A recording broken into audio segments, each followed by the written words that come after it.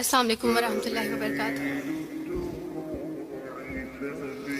उम्मीद करती हूँ आप सब बहन भाई खैरियत से होंगे और अल्लाह ताला हम सब के रोज़े हमारे अमाल को कबूल फरमाए। मैं ना बड़ी रोतलू हूँ तो इसलिए मेरी आवाज़ शुरू में ही रोने वाली हो जाती है। हाँ, मैं वही इंसान हूँ जो वारिस मामू के लिए बद दुआएँ करती थी, लेकिन मैं अभी पीछे एक बच्ची को बता रही थी कि वारिस मामू अपनी झोली उठा के रातों को दुआएं करते होते थे कि चांद इस्लाम कबूल कर ले। तो दुआएं कभी रद्द नहीं जाती, वो दुआएं जो अल्लाह से मांगी जाती हैं वो दुआएं कभी रद्द नहीं जाती।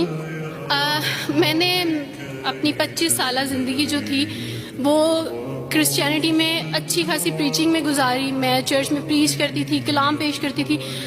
एक आप कह लें कि कटर मसीही थी मैं, और ऐसी मसीही थी जो वारिस मामू को यानी बोलने नहीं देती थी फैमिली में। जब मुझे पता चलता था कि आज वारिस मामू फलां फैमिली में विजिट करके गए हैं, मैं उस घर में पहुंच जाती थी। इससे पहले कि वारिस मामू की बात उनके जहन पे असर करें, मुझे खुदा का कलाम पेश करना है, उनके घर पे जाके दुआ करनी है ताकि शैतान अपना काम ना करे। बिकॉज मेरे नज़दीक वारिस मामू जो काम कर रहे थे वो शैतान का काम था, क्योंकि वो खुदावन से दूर कर रहे थे मेरे लोगों को।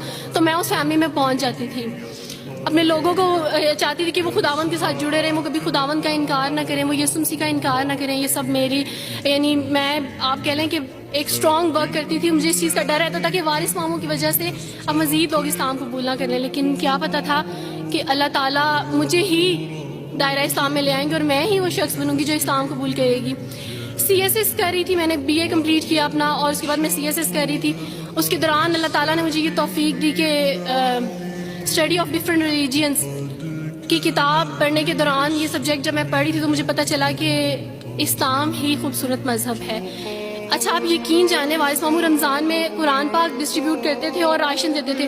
तो मेरे भाई के एक जहाँ ड्यूटी करते हैं वहाँ एक अंकल थे, गार्ड थे, उनके लिए कुरान पाक लेके इनसे रखा हुआ था और राशन भी लेके रखा हुआ था। और मैं उस कुरान पाक को ना छुपा छुपा के अपनी सेफ में रखती थी और डरती थी कि किसी दिन मैं इसको खोल ना लूँ। अक्सर एक दो दफ़ा पकड़ा कि खोल के देखूँ तो सही, कोई ना कोई गलती तो होगी ना इस कुरान में भी। ये तो बड़ी बातें करते हैं बाइबल के बारे में, कुछ ना कुछ तो होगा। लेकिन अब यकीन जाने एक डर था कि जिस दिन मैंने इस कुरान को पढ़ा मैं इस कुरान को अपना दिल दे बैठूंगी। और वही हुआ कि जब मैंने कुरान पढ़ा तो मैं इस पर ईमान लाए बगैर नहीं रह सकी। एक रात वारिस मामू को कॉल की और उनसे कहा कि 2 बजे का लगभग टाइम था, और इनसे कहा कि वारिस मामू मुझे आपसे ज़रूरी बात करनी है। तो इन्होंने कहा कि क्या बात है बेटी, कोई ज़िंदगी मौत की बात है? तो मैंने कहा कि ऐसे ही समझ लें, मैं रो रही थी। तो इन्होंने कहा कि सब खैरियत है। तो मैंने इनसे कहा कि बस बगैर कुछ कहे आप मुझे कलमा पढ़ा दें वारिस मामू। और वारिस मामू और मैं बिल्कुल खामोश थे। यानी वारिस मामू कहते हैं कि उस वक्त मुझे लगा कि जैसे मेरा दिल फट जाएगा। मुझे यकीन नहीं आ रहा था अपने कानों पे कि वो जो सबसे बड़ी रुकावट थी वो मुझे खुद कह गया कि मुझे कलमा पढ़ा दें। और मैंने इनसे 5 मिनट का यानी स्पेस ली कॉल पे, और 5 मिनट में मैंने दुआ की। लेकिन उसके बाद मैंने कहा कि अगर मैं हक पे हूँ, सच पे हूँ, तो बस फिर खुदावंद इसको हो लेने दे। और वही हुआ, मैंने इस्लाम कबूल किया और सोचा था कि CSS कंप्लीट करने के बाद फैमिली में अनाउंस करूँगी। लेकिन अल्लाह ताला ने कुछ और मंसूबे बनाए होते हैं, इंसान के कुछ और मंसूबे होते हैं। आप यकीन जाने मेरी फैमिली को जल्दी पता चल गया।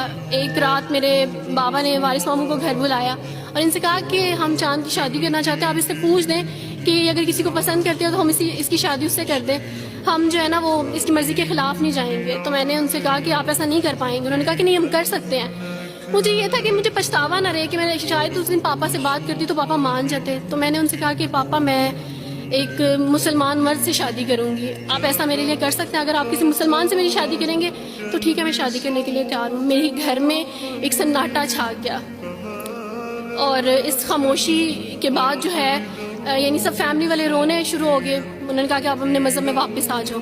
लेकिन ये है कि मैं दीन इस्लाम कबूल कर चुकी थी। आप यकीन जाने जिस तरह लोग मुख्तलिफ हैं उसी तरह उनके मसाइल भी मुख्तलिफ हैं। मुझे मेंटली बेइंतहा टॉर्चर किया गया। मेंटली मुझे यानी इस चीज़ का एहसास दिलवाया गया कि मामा पापा रोते हैं। मेरे पापा ने आप यकीन जाने खुद को फांसी लगाने की कोशिश की मेरी आंखों के सामने। मेरी मामा ने खुद पे पेट्रोल डाल दिया और खुद को जलाने की कोशिश की मेरी आंखों के सामने। और मैं अपने रूम में बैठी ये कहती थी कि अल्लाह अगर मैं हक पे हूँ ना तो मेरी फैमिली को कुछ नहीं होना चाहिए। फिर बहरहाल मुझे मेरी फैमिली से निकाल दिया गया, ये इस डर से कि मेरी वजह से दूसरे बहन भाई भी इस राह पे ना चले जाएं। और वारिस मामू को बुला के मुझे घर भेज दिया गया, उनके घर भेज दिया गया।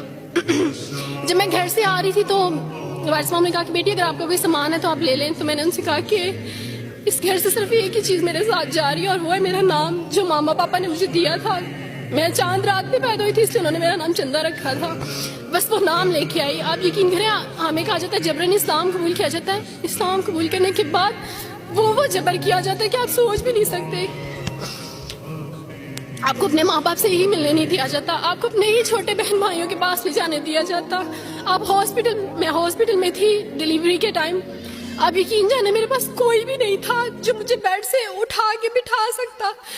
ایسے موقع پہ مجھے اپنے اپنوں کی ضرورت تھی لیکن میرے اپنوں کے جبر نے میری ماما کو مجھ سے دور رکھا. میرے بہن بھائیوں کو میرے کرسچن کولیگس نے ہی میری فیملی کو پریشرائز کیا کہ اس کو فیملی سے نکال دیں کیونکہ اگر آپ اس کو ملیں گے تو مزید لوگ بھی عبدالوارث کی طرح چندہ کی طرح اسلام قبول کریں گے. میں نا ہاسپٹل میں لوگوں سے کہتی تھی کہ مجھے بیڈ سے اٹھا کے بٹھا دیں. سیزیرین کے بعد میں اٹھ نہیں سکتی. میرا بیبی رو رہا ہے, کوئی مجھے بیبی پکڑا سکتا ہے. آئیڈیا ہی نہیں تھا ہاسپٹل میں کیا کیا لے کے جاتے ہیں. میرے پاس ایک ایسا دوپٹہ نہیں تھا جو میں چینج کر سکتی. ایسے موقعوں پہ آپ یقین جانے آزمائش اور جبر اسلام قبول کرنے کے بعد ملتا ہے. مجھے آپ سب سے توقع ہے, آپ سب اسلامک اداروں سے توقع ہے کہ اب آپ ہمارے لیے سٹیپ لیں. ہمارے اپنوں نے تو ہمیں چھوڑ دیا, انہوں نے جو ہمارے ساتھ جبر کیا اس جبر کے بدلے آپ ہمارے ساتھ نیکی کریں. اب آپ کیا سٹیپ لیتے ہیں نیو مسلمز کے لیے جن پر یہ الزام لگایا جاتا ہے کہ ان پہ جبر کیا جا رہا ہے. ہم پہ جبر نہیں, ہم پہ جبر اسلام قبول کروانے والوں نے نہیں کیا بلکہ جن کے گھروں سے ہم آئے تھے اسلام قبول کرنے کے بعد جبر تو ان کی طرف سے تھا. کبھی کٹے بیٹھ کے روئیں گے.